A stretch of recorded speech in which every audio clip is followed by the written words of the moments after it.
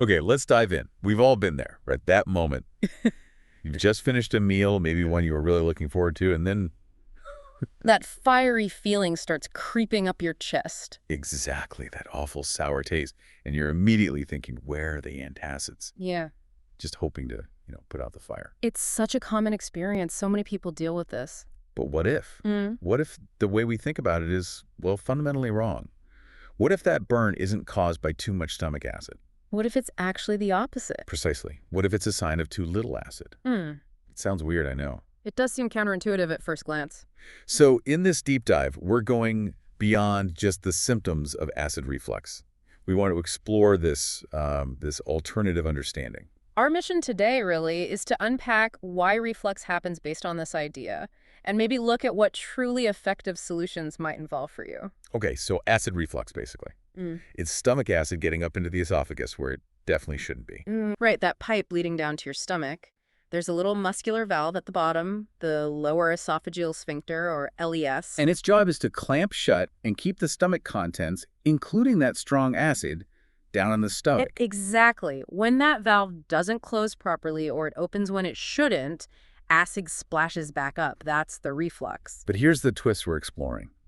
The idea that this valve often fails because there isn't enough stomach acid to signal it to close tightly. That's the core concept. Think of stomach acid, specifically hydrochloric acid, or HCl, as part of a crucial communication system. How does that work? Like a signal? Yeah. So when food enters the stomach, it should trigger the release of a hormone called gastrin. Gastrin then tells the stomach cells, hey, make more hydrochloric acid. Okay. And when the stomach environment gets acidic enough, reaching a certain low pH level, that sends a signal to the lower esophageal sphincter. Telling it to. Close. Shut the door. Keep everything contained. Yeah. But if your stomach acid levels are low, a condition called hypochlorhydria. Or even completely absent, which I think is called achlorhydria. Right, achlorhydria in severe cases. If the acid's too low, that signal to the valve is weak, or maybe it doesn't even get sent properly. So the valve stays partially open or relaxes too often? And boom, you get reflux, even with the smaller amount of acid you do have. And this isn't just some, obscure issue, is it? Age seems to play a big part. It really does. Our ability to produce stomach acid naturally tends to decline as we get older. The sources we looked at mentioned a pretty striking statistic. Yeah. Something like 30% of people over 60 have low stomach acid. Yes, around that figure, almost 1 in 3. That's significant. It means many older adults struggling with heartburn might actually be dealing with hypochlorhydria. So you feel the burn, you think too much acid, and what do? You reach for an antacid, Tums, Rolaids, whatever. Makes sense for quick relief. Yeah. But what's the potential downside there based on this low acid theory? Well, the antacid works by neutralizing the acid that's in the esophagus, which stops the immediate pain. That's fine. But it also neutralizes the acid in your stomach. And if the underlying problem is already too little acid... You're just making it worse in the long run. You could be, yes. You're further weakening that signal needed to close the valve properly. It can create this kind of vicious cycle. Reflux, antacid, even lower acid, weaker signal, more reflux, more antacids. What? Exactly. You're treating the symptom, but potentially aggravating the root cause. Okay, let's talk about how acidic the stomach is supposed to be. Oh. Because it's kind of amazing. It really is. The ideal pH range is somewhere between 1 and 3. Which is incredibly acidic. Can you put that in perspective using the pH scale? Sure. So 7 is neutral, like pure water. Anything below 7 is acidic, above 7 is alkaline. Right. But the key thing is it's a logarithmic scale. Each whole number decrease represents a 10-fold increase in acidity. 10 times. 10 times. So pH 3 is 10 times more acidic than pH 4, pH 2 is 10 times more acidic than pH 3, and 100 times more acidic than pH 4. Whoa. So pH 1 or 2 is just unbelievably strong acid. Extremely strong. Stronger than vinegar, stronger than lemon juice. That's the environment needed for optimal digestion. And we've talked about signaling the valve, but that strong acid does way more than just that. Oh, absolutely. Hydrochloric acid is fundamental for so many digestive processes. Like what? What are the big ones? Okay, first, protein digestion.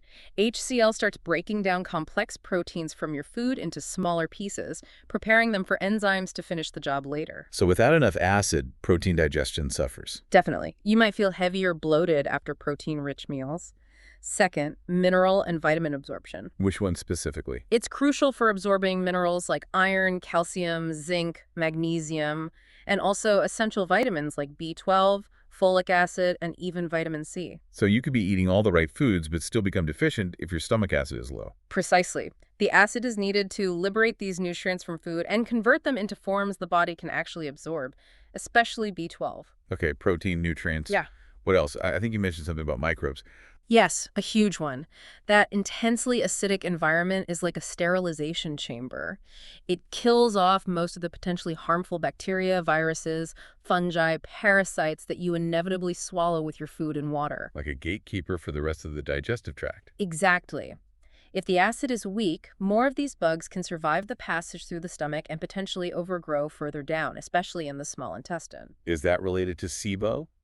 Small intestinal bacterial overgrowth? Directly related. Low stomach acid is considered a major risk factor for developing SIBO. And SIBO causes things like bloating, gas, distension. Yes, often particularly bad after eating fiber or even taking certain probiotics because those undigested things feed the bacteria in the wrong place, the small intestine instead of the large intestine. Well, the connections are really starting to form. Any other key jobs for HCl? Yep.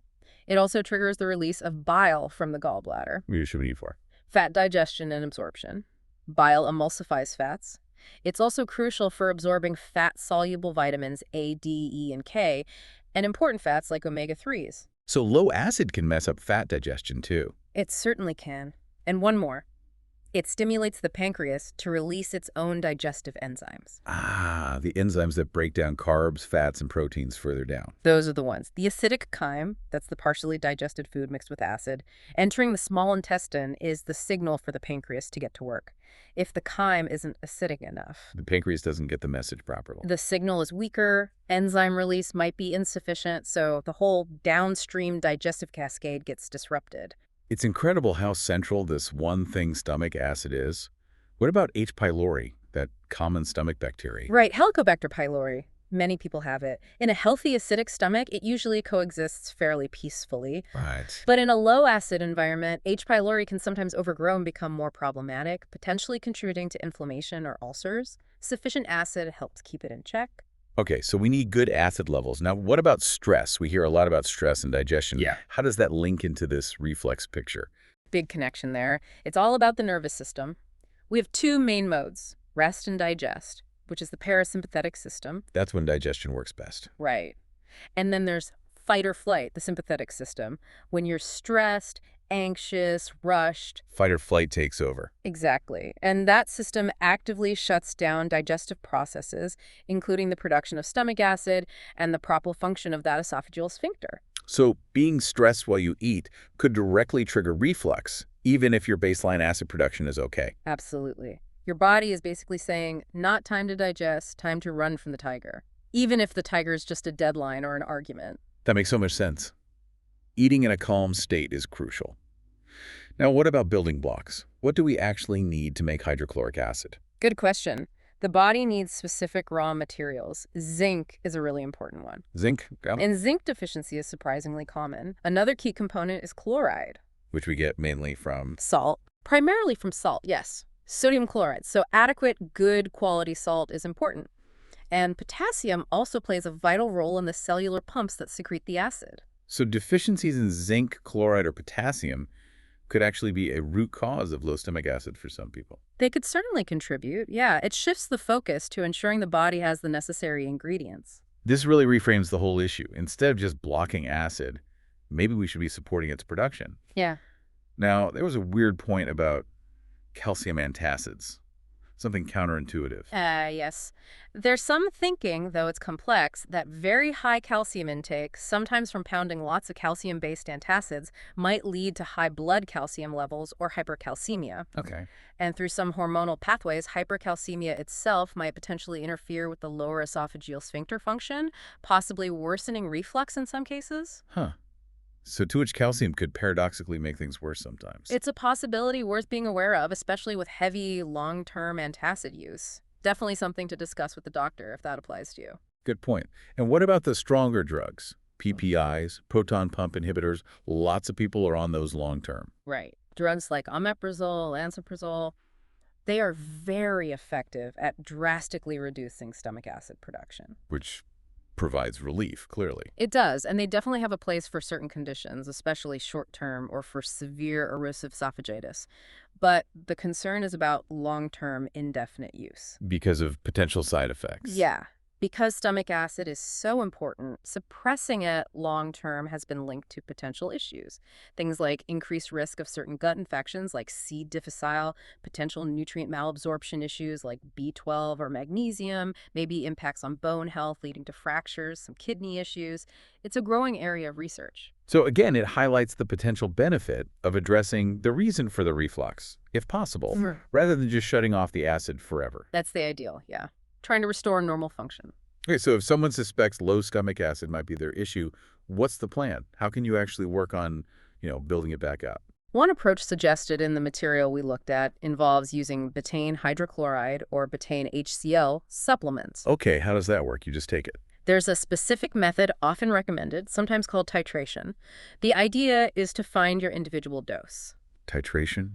Like in chemistry? Sort of. You start low, maybe take 1, 2, or often suggested 3 tablets right before a meal containing protein. Before the meal, okay. Then you pay attention. Does the meal digest better, less bloating, reflux improved? If not, or only slightly, you'd try increasing the dose at the next meal, maybe 4 tablets. And you keep increasing. Gradually, meal by meal, potentially up to maybe 7 or 8 tablets, or even more for some people, depending on the severity of their deficiency. The fact that you can take several tablets without any discomfort is often seen as an indicator that you likely needed that acid. What happens if you take too much? Good question. The idea is to find the dose where you feel a mild warming sensation in your stomach, maybe a little bit of heartburn, that suggests you've slightly exceeded what you need for that meal. Ah, so that tells you your upper limit. Exactly. Then you back off by 1 tablet for your regular dose with similar meals. It helps you find that sweet spot, your personalized requirement. That's a very practical approach. It empowers you to figure out what your body needs. It does require careful attention to your body's signals, though. Makes sense. What about non-supplement approaches? Diet and lifestyle. Absolutely crucial. First, ensure you're getting enough of those raw materials we talked about. Potassium, maybe from plenty of vegetables, and chloride from good quality sea salt. And zinc. And zinc, either through zinc-rich foods or potentially supplementation if needed. Second, something really simple but often overlooked.